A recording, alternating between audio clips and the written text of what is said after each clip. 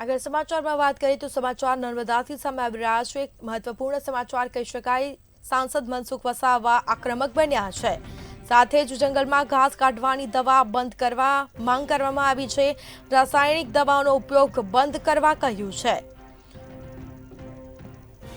તેઓએ કહ્યું છે કે મારે મત સાથે લેવા દેવા નથી। રાસાયણિક દવાઓ બંધ કરવા સરકારે કાયદો લાવવો જોઈએ। તેમજ જંગલની જમીન ખેડાણ રોકવા માટે પણ માંગ કરવામાં આવી છે।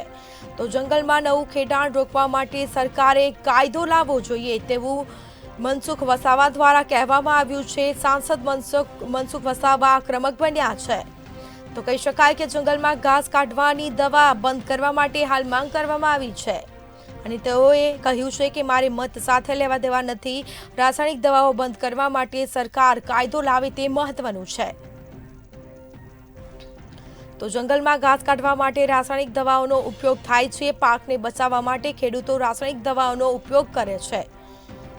તો બીજી તરફ તેઓએ કહ્યું છે કે મારે મત સાથે લેવા દેવા નથી, પરંતુ રાસાયણિક દવાઓ બંધ કરવા સરકાર કાયદો લાવે તે મહત્વનું છે।